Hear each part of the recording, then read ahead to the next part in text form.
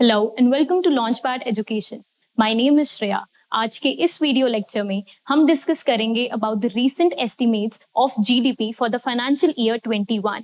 कैसे हमारी GDP for the financial year 2021 में 7.3% कॉन्ट्रैक्ट कर गई, इसके रीजंस क्या थे, इसके इम्प्लीकेशंस क्या हैं और इसका वे फॉरवर्ड क्या होना चाहिए। Before moving ahead, Launchpad Education YouTube channel is a platform जहां पर आपको सभी करंट अफेयर्स की डिटेल्ड डिस्कशन वीडियोस मिलती हैं।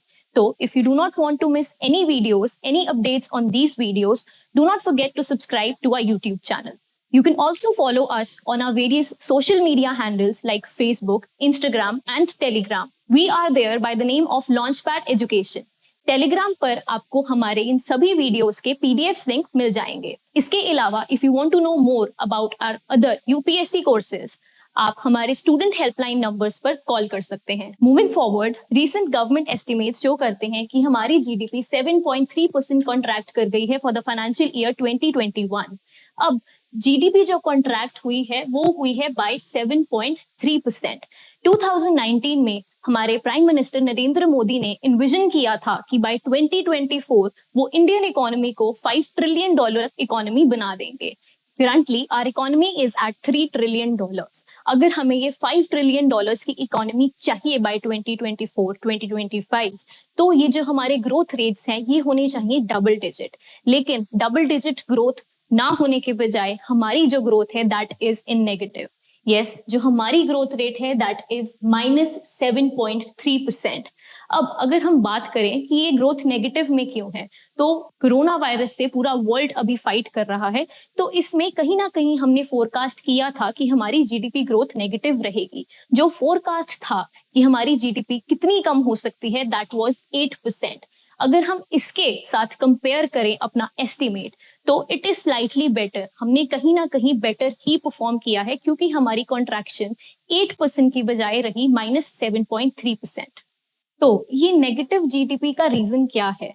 हम जानते हैं कोविड पैंडेमिक चल रहा है अभी। अगर हम पूरे वर्ल्ड की बात करें तो 194 में से 166 वर्ल्ड इकोनॉमीज की ग्रोथ अभी नेगेटिव है and India is one of them. अब what is GDP and what is GDP contraction, हम इसका मतलब समझेंगे पहले। GDP, gross domestic product, is the final monetary value of the goods and services produced within the country during a specific period. Simple language में, एक country में एक specified period में कितनी वैल्यू के गुड्स एंड सर्विसेज मार्केट में आए उसको कहते हैं जीडीपी। अब कॉन्ट्रैक्ट कर गई है हमारी जीडीपी ग्रोथ, इसका मतलब क्या हुआ? फॉर एग्जाम्पल, सपोजिटली अगर पिछले साल हमने ₹100 के गुड्स एंड सर्विसेज मार्केट में प्रोड्यूस किए थे, तो इस साल 7.3% कम, यानी हमने 92.7 रुपीज के ही गुड्स मार्केट में निकाले हैं। तो इस जीडीपी कॉन्ट्रैक्शन की इम्प्लीकेशन क्या है? जब हम जीडीपी को कैलकुलेट करते हैं तो हम 4 कंपोनेंट्स को लेते हैं, being consumption, investment, government expenditure और नेट एक्सपोर्ट्स। अब अगर जीडीपी में कॉन्ट्रैक्शन आती है तो यानी कहीं ना कहीं इन चारों में भी कॉन्ट्रैक्शन आई है, यानी आइदर कंजम्पशन कम हुई है, इन्वेस्टमेंट कम हुई है, गवर्नमेंट एक्सपेंडिचर कम हुआ है या फिर हमारी एक्सपोर्ट्स कम हुई हैं। अगर कंजम्पशन ही कम रहती है तो मार्केट में उतने गुड्स एंड सर्विसेज प्रोड्यूस होने थोड़ी देर बाद कम हो जाते हैं। प्रोड्यूसर्स अपनी सप्लाई ही कम कर देते हैं। अगर वो अपनी सप्लाई कम करते हैं तो यानी जितने भी उनके पास वर्कर्स हैं वो उन्हें भी कम कर देंगे। अगर वर्कर्स को वो निकालते हैं तो ऑब्वियसली उनकी इनकम पर फर्क पड़ा, इनकम कम हुई, यानी जो इम्प्लीकेशन है वो हुई इनकम पे, इंडस्ट्रियल प्रोडक्शन पे। और अगर प्रोडक्शन ही नहीं हो रही है तो फैक्ट्रीज में वर्कर्स भी कम होंगे, तो इससे इम्प्लीकेशन पड़ती है एम्प्लॉयमेंट के ऊपर। अनएम्प्लॉयमेंट रेट्स बहुत ही ज्यादा बढ़ जाते हैं अगर जीडीपी कॉन्ट्रैक्ट कर जाती है तो। नेक्स्ट हम जानेंगे कि ये एस्टिमेट्स देता कौन है। NSO, National Statistical Office, gave the provisional national income estimates which shows a contraction of 7.3%. Now, what is National Statistical Office? NSO is the statistical wing of the Ministry of Statistics and Program Implementation.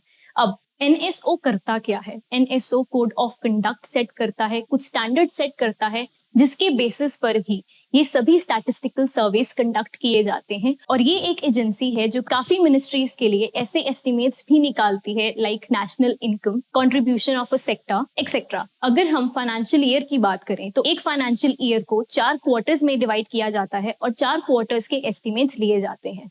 तो इस साल के first quarter में यानी for the period April, May and June जो estimates रहे थे वो थे -23.9% और जो सेकंड क्वार्टर में एस्टिमेट्स थे वो थे -7.5%। इन दो क्वार्टर्स की कॉन्ट्रैक्शन के बाद, फर्स्ट और सेकंड क्वार्टर की कॉन्ट्रैक्शन के बाद, India entered into a technical recession. Now what is technical recession? अगर कोई भी वर्ल्ड इकोनॉमी, कोई भी इकोनॉमी 2 कंसेक्यूटिव क्वार्टर्स के लिए जीडीपी कॉन्ट्रैक्शन फेस करती है तो वो एक टेक्निकल रिसेशन में एंटर कर जाती है। हमारी economy, Indian economy, after the estimates of first and second quarters of the financial year 21 technical recession में एंटर कर गई थी। हाउएवर थर्ड क्वार्टर के जो रिजल्ट्स थे वो थे पॉजिटिव 0.6%। थर्ड क्वार्टर में पॉजिटिव ग्रोथ होने के कारण हमारी इकोनॉमी टेक्निकल रिसेशन से बाहर आ गई। अब फोर्थ क्वार्टर के जो एस्टिमेट्स निकले यानी फाइनल क्वार्टर के जो एस्टिमेट्स निकले वो भी थे पॉजिटिव। हमारे फाइनल क्वार्टर में ग्रोथ रही 1.6%। इसके कारण जो ओवरऑल हमारी कॉन्ट्रैक्शन थी वो रही 7.3%। जो पहले गवर्नमेंट ने फोरकास्ट किए थे उसके हिसाब से हमारी कॉन्ट्रैक्शन रहनी चाहिए थी 8%। तो we have performed better. Moving forward, इस स्लो डाउन के रीजंस क्या थे? अगर हम बात करें कि ये जो डाउनफॉल थी हमारी ग्रोथ में ये क्यों थी, तो इस फाइनेंशियल स्लो डाउन के रीजंस क्या थे? पहला reason, pre covid economic slow down. अगर हम पिछले ट्रेंड्स की बात करें तो 2016 से हमारी जीडीपी एक स्लो डाउन में ही जा रही है। 2016 में हमारी ग्रोथ रेट 8% पर थी, लेकिन नवंबर में गवर्नमेंट ने डीमोनेटाइजेशन इंट्रोड्यूस कर दी जिससे पूरी इकोनॉमी को एक काफी बड़ा शॉक लगा था। इस शॉक से वो रिवाइव कर ही रहे थे तो बाद में आया गुड्स एंड सर्विसेज टैक्स यानी जीएसटी, डीमोनेटाइजेशन, हैस्टिली इंप्लीमेंटेड जीएसटी। ये सभी कारण थे pre Covid economy slow down के। उसके बाद 2019 में आया कोविड पैंडेमिक। ये एक ग्लोबल पैंडेमिक है और वर्ल्ड की सभी इकोनॉमीज इससे फाइट कर रही हैं और सभी इकोनॉमीज को काफी नुकसान हुआ है कोविड के आने से। अब this is the second reason क्यों इकोनॉमी में हमारे स्लो डाउन आया, कोविड-19 लॉकडाउन। मार्च 20 में अचानक गवर्नमेंट ने लॉकडाउन कर दिया जिसके कारण भी इकोनॉमी में काफी स्लो डाउन रहा। 3 महीने तक सभी बिजनेसेस बंद रहे, सभी इंडस्ट्रीज बंद रही और सिर्फ यूटिलिटी सर्विसेज ही चल रही थी। इसके कारण भी एक बहुत बड़ा झटका लगा था हमारी इकोनॉमी को। कोविड की फर्स्ट वेव में हमने सप्लाई शॉक फेस किया। लोगों ने लॉकडाउन के डर में इम्पल्सिव बाइंग शुरू कर दी थी, होर्डिंग स्टार्ट कर दी थी और लॉकडाउन होने के कारण और मूवमेंट कम होने के कारण there was a shortage of supply. Second wave में हम फेस कर रहे हैं डिमांड शॉक। लोगों का सेंटिमेंट इतना कम हो गया है, लोगों की इनकम्स इतनी कम हो गई है कि अब वो कंज्यूम कर ही नहीं रहे। उनको डर है कि फ्यूचर में क्या होगा। They are saving more and consuming less. अब जब हम डिफरेंट सेक्टर्स की परफॉर्मेंस की बात करते हैं, हम काउंट करते हैं जीवीए यानी ग्रॉस वैल्यू एडिशन। एक सेक्टर का कितना वैल्यू एडिशन था एस्टिमेट को निकालने में। तो सिर्फ 2 ऐसे सेक्टर्स थे जिनका जीवीए ग्रोथ था पॉजिटिव।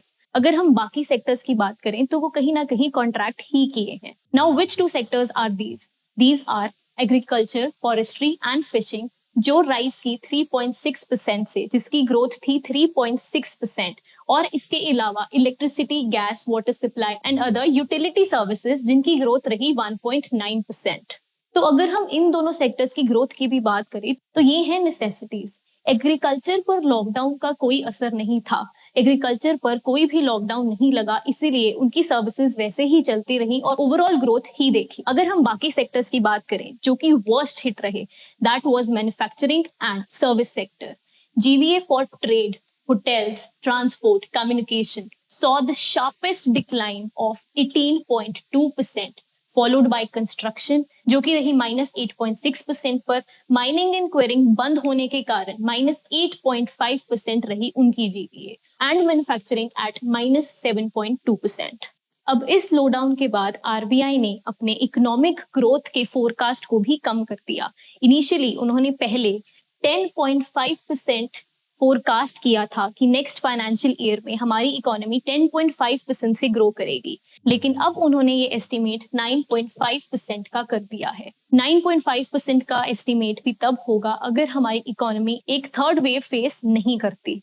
नाउ इस इकोनॉमिक स्लोडाउन से हम बाहर कैसे निकल सकते हैं, इसका वे फॉरवर्ड क्या होना चाहिए? Our economy needs strong dose of stimulus. अब ये स्टिमुलस कैसे होगा? जब हम जीडीपी कैलकुलेट करते हैं तब हमने कंजम्पशन, इन्वेस्टमेंट, गवर्नमेंट एक्सपेंडिचर और नेट एक्सपोर्ट्स की बात की थी। तो कंज्यूमर्स का सेंटिमेंट अभी इतना डाउन है कि करंटली प्राइवेट कंजम्पशन में ज्यादा चेंजेस नहीं आ सकते। तो ये स्टिमुलस होगा क्या? ये स्टिमुलस रहेगा गवर्नमेंट एक्सपेंडिचर। गवर्नमेंट को अपना एक्सपेंडिचर बढ़ाना चाहिए, कुछ इंफ्रास्ट्रक्चर प्रोजेक्ट्स शुरू करने चाहिए ताकि लोगों की इनकम बढ़े, उनकी कंजम्पशन बढ़े और इसी के साथ उनकी इन्वेस्टमेंट और सेविंग्स भी बढ़े।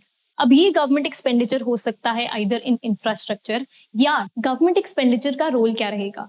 अगर तो सरकार इंफ्रास्ट्रक्चर प्रोजेक्ट शुरू करती है तो ज्यादा जॉब्स क्रिएट होंगी, लोगों की इनकम बढ़ेगी, वो लोग ज्यादा कंज्यूम करेंगे, उनकी डिमांड बढ़ेगी तो प्रोड्यूसर्स सप्लाई ज्यादा करेंगे, अपनी प्रोडक्शन ज्यादा करेंगे और ये सर्कल आगे बढ़ता रहेगा और हमारी जीडीपी फिर ग्रो करेगी। तो government expenditure will provide the initial boost and create a positive environment for private investment. Additionally, हम क्या कर सकते हैं? जो फोरकास्ट दिया है हमने जीडीपी का ऑफ 9.5%, वो तब होगा जब कोविड की थर्ड वेव हमें हिट नहीं करेगी। तो कोविड की थर्ड वेव से बचने के लिए vaccination is the only prevention. You can also add your opinions in the comment section, कैसे हम अपने फोरकास्टेड 9.5 जीडीपी ग्रोथ पर पहुंच पाएंगे। So that will be all for today's lecture. If you do not want to miss any updates on our recent videos, do not forget to subscribe to our YouTube channel, and for all the notification, do press the bell icon. Thank you and have a nice day.